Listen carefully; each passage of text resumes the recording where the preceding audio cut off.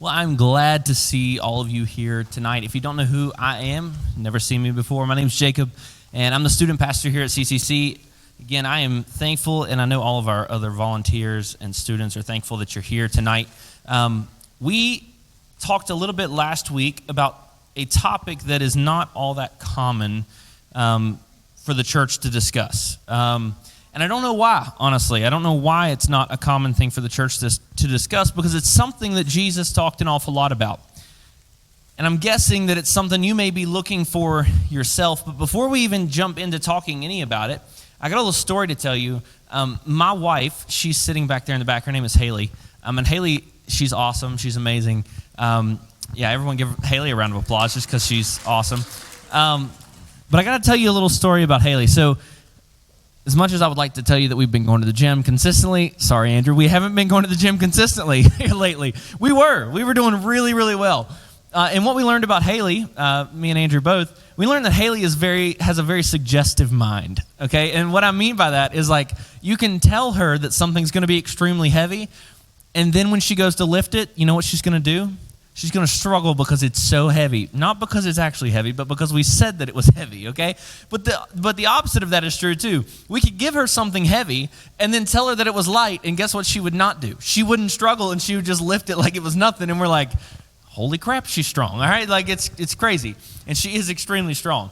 But there was one time while we were there, and I don't even remember which machine we were using. She's lifting, and I lied, okay? I lied to my wife. I told her that there was not as much weight on the machine as what there was. And she just starts doing it like it's nothing, okay? And right when I had literally just put extra weight on there, more than what she was used to doing, like a good bit more. And she powered through the first few, and then she's getting like to the top of the set. And she's like, oh my gosh, like, I don't know what's going on. Like, I can barely do this. You know, at like 8 or 9, in that 10 range, when she gets to the top of that, then she starts struggling.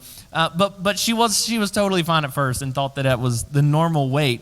But I've done that to her before, where I've just started to add a little bit of weight, and it's like she doesn't even realize it at first. But then as she goes, like, she starts to realize it. And so I tell you that little story because it's a perfect illustration of what we all do with our lives.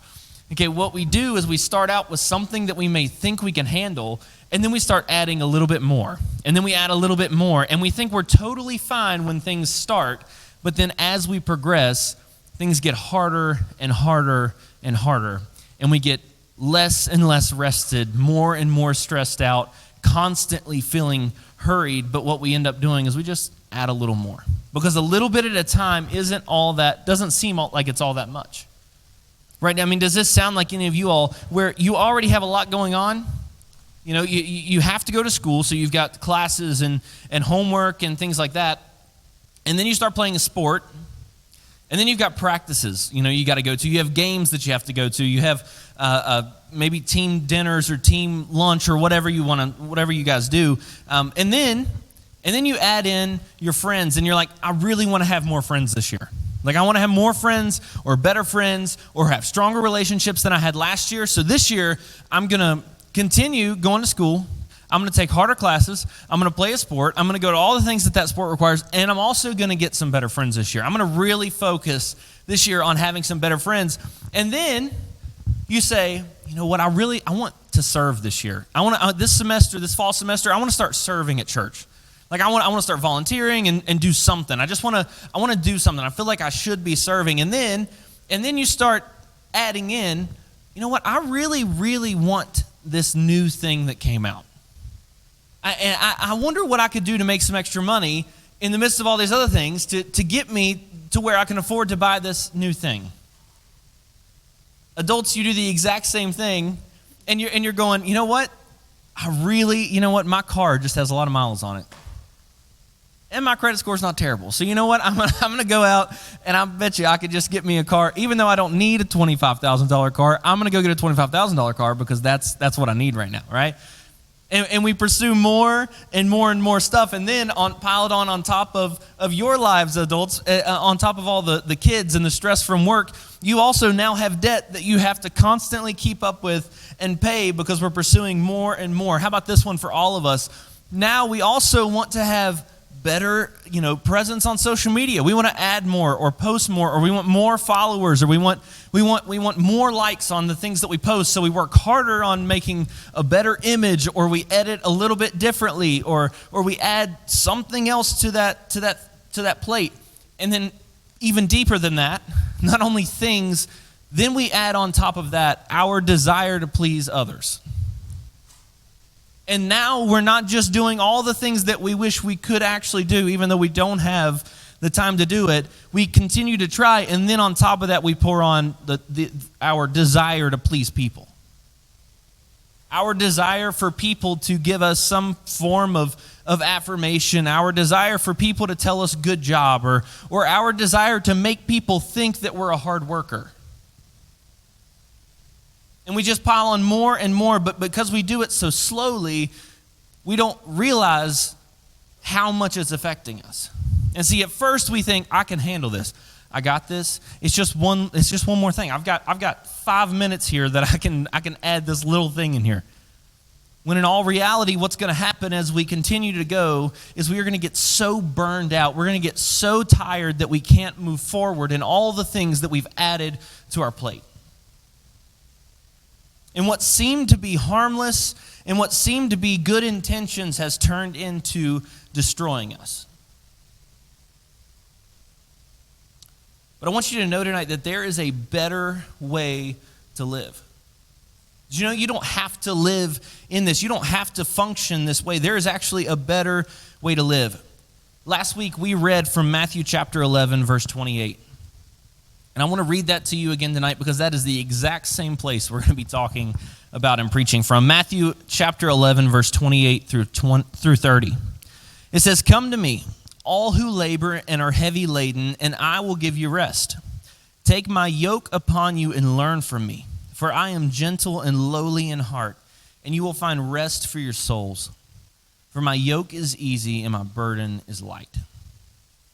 This is Jesus talking to a bunch of people who had allowed life to pile on, who had allowed the rules of their religious society, the rules of all these things that they thought that they needed to do, they allowed it to pile onto themselves, and they were so tired, and they were so beat down.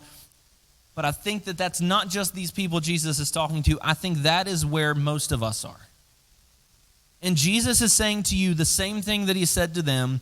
Come to me, all you who labor and are heavy laden, and I will give you rest.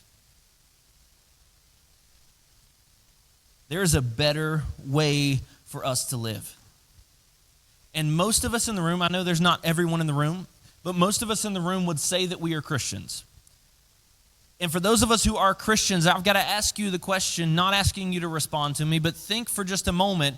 If this is true, if Jesus says, come to me, all you who labor, and I will give you rest, why is it then those of us who are Christians, who say we are followers of Jesus, why is it that we still feel so tired and so burdened? Why do we not feel the way that Jesus described what he does? Why don't we feel this? Why don't we exist in this place? If this is what Jesus says he gives, then why do we not have it? Why don't we feel rest? This past week, I posted on our Instagram just to get kind of a gauge as to where a lot of you all were. And I don't remember how many responses there were exactly. There was a lot. But this was the question I asked. So if you were asked how life is right now, what would your answer be? And there were two options. One was restful and the other was busy. And 17% of people said they were restful. They would describe their life as restful, but 83% said they would describe their life as busy. And then I asked you to give me a gauge on how busy you feel right now. The lowest being not very, and the highest being overwhelmed. In between, there was somewhat and very. And the average answer was between very and overwhelmed. The next question I asked was, how rested do you feel? The bottom being totally exhausted and the top being energized. And the answer came in somewhere between totally exhausted and just sort of rested. This is not just something that affects some of us, it's affecting almost all of us. And Jesus says he gives rest, but yet our lives don't line up with that, and I've got to ask why. Jesus says something in verse 29 that I want us to do tonight. He says, take my yoke upon you and learn from me. And learn from me. So I just want us to take a few moments tonight to do that. To learn from Jesus, to learn from the perfecter of our faith. Why is it that he is so rested? Why is it that he is telling us that he will even give rest, but we're not experiencing it? I just want us to walk through some things that marked Jesus' life. Because most of us, or not, I shouldn't say most, but many of us believe the things that Jesus believed. But here's the breaking point. Few of us live the way Jesus lived. And this rest that Jesus gives is not based on a belief system. This rest is built on a way of life. And most of us, again, we would acknowledge the beliefs that Jesus had and say, I believe those things too, Jesus. But then when we look at Jesus' life and then we look at it beside of ours, we go, well, those don't look anything alike. And Jesus says, you will find rest where? From me. And he says, but you must learn from me. Not just what I believe, but what I do. Because our uneasiness, our hurry, our constant stress does not come from what we believe. It comes from the way that we live. And Jesus is not saying, form my belief system. He's saying, live as I live. Follow me. Don't just agree with the way that I teach, but be like me. Be like me. I got a question to ask you before we get into that. How many of you hate just slowness, like in anything? Like how many of you can raise your hand. Like how many of you just like the idea of moving slow is just like, it drives you crazy. Anyone else? Yeah, I mean, there's so many things that it's just like, man, that drives me crazy. I will give you some for me. I can't stand riding in the left lane behind someone who is not going at least 8 miles an hour over the speed limit. Okay?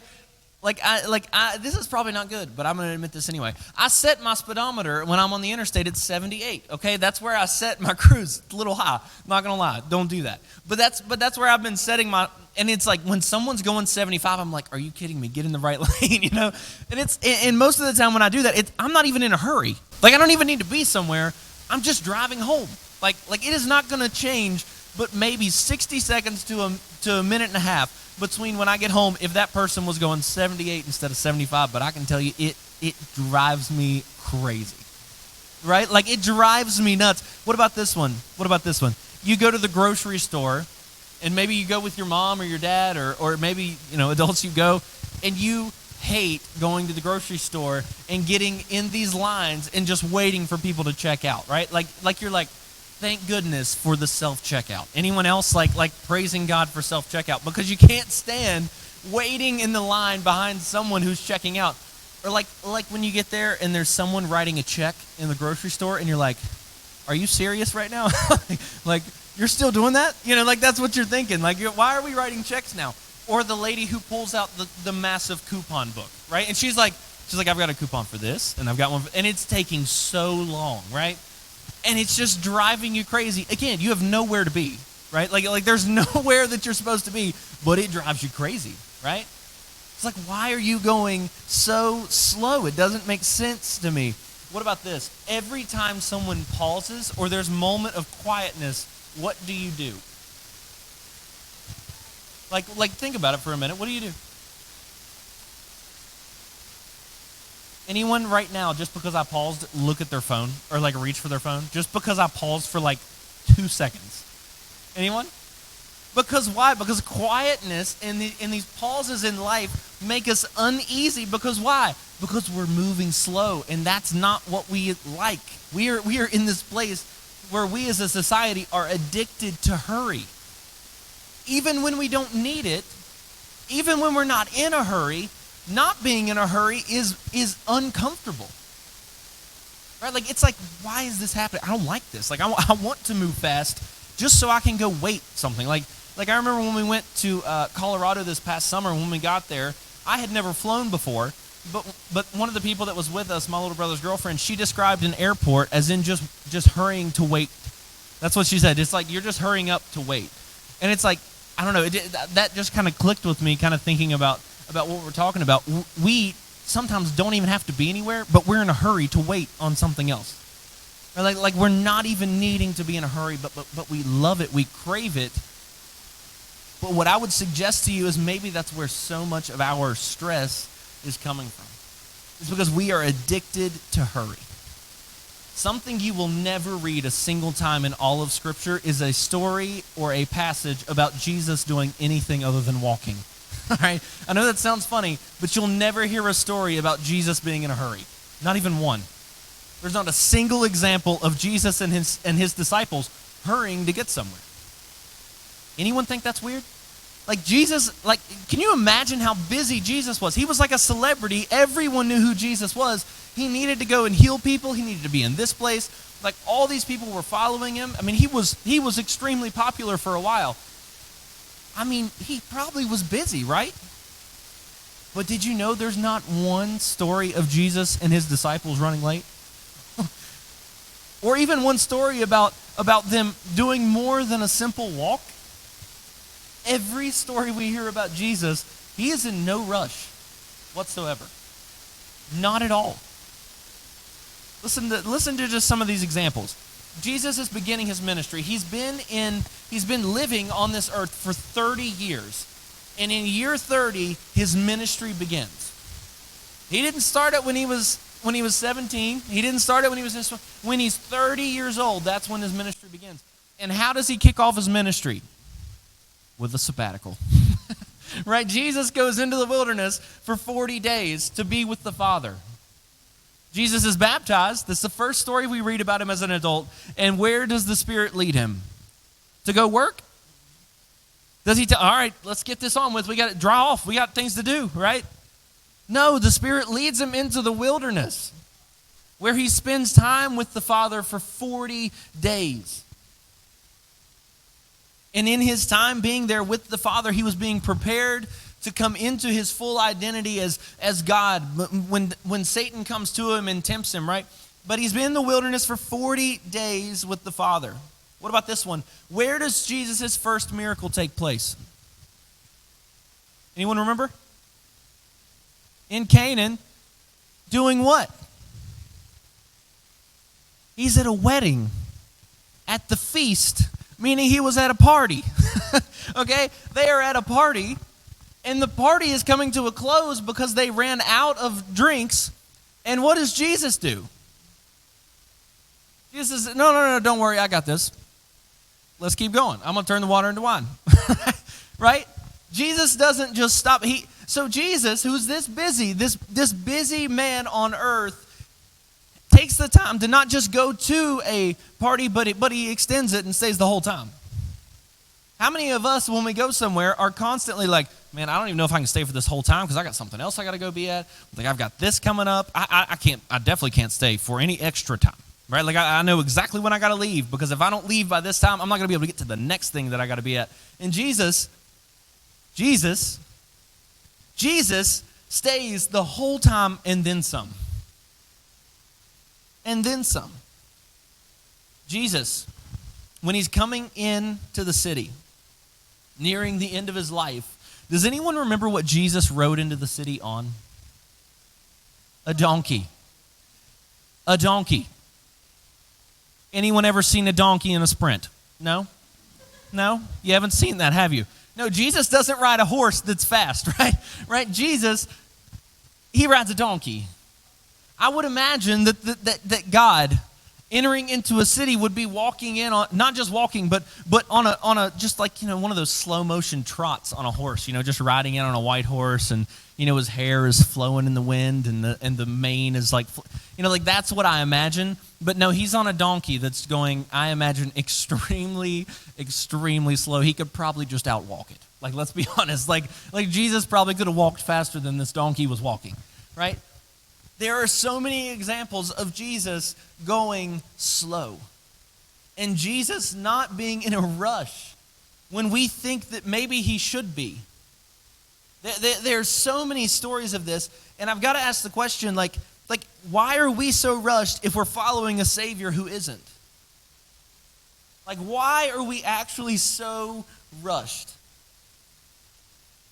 See, here's what I think maybe is the core of why we rush. See, most of us, what I believe, are running after something or running from something. See, rather than being content with our Savior, we are chasing a life that we wish we had. Right? Like we're thinking about all the things that we want to have, the things we want to own, the things we want to become. And we have this vision for where we want our life to be. And so what do we constantly do? We are constantly living in a rush trying to get to something when in all reality we'll never get to it. Right? Like, because even when you get to the thing that you think you want, there's just something on the other side of it that you want more. When you get to the level of popularity that you think you want to get to, what you're going to realize is there's just another level you're trying to get to.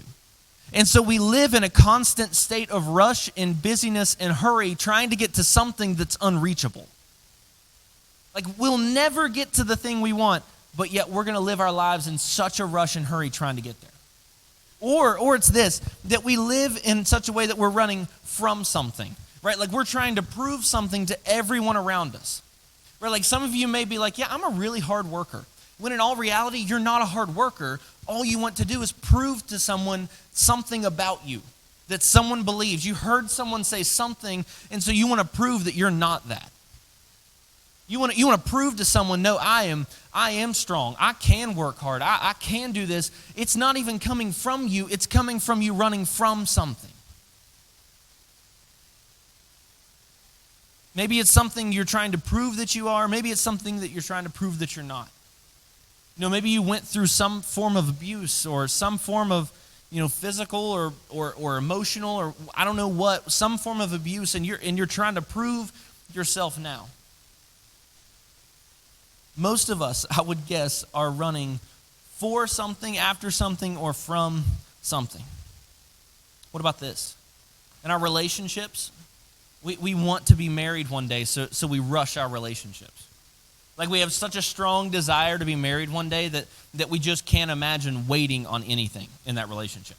Really, like the idea of like waiting until marriage and not having sex with our boyfriend or girlfriend is like, no, I'm good. Like, because I'm in such a rush. I want to get to this place that I know it's okay then. I know that God has created it for two people, but I don't want to wait for that. Like, I'm in too big of a rush. I don't have the time to wait for this.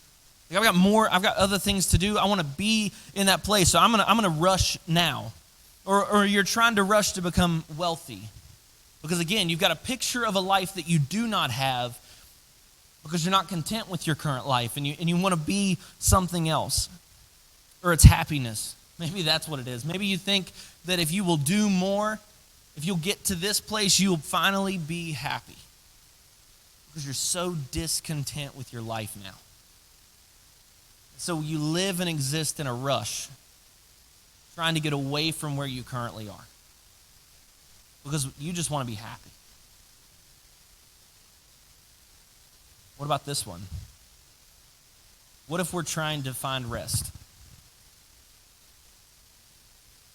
And we live our lives in so much rush and with so much stress pursuing rest.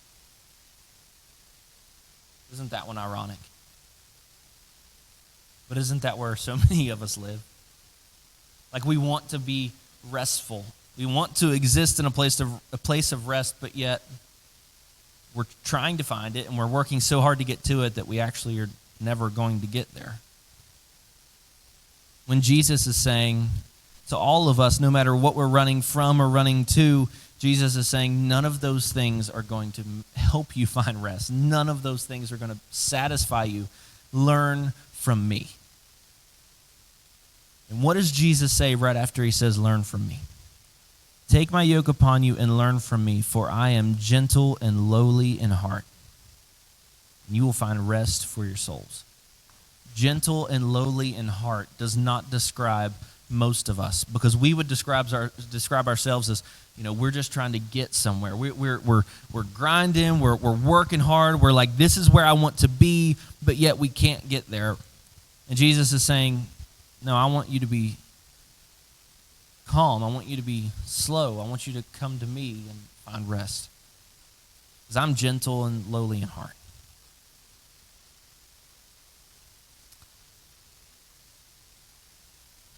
You don't have to answer the question, but I just want to, and I don't want you to answer out loud, but how many of you are chasing a life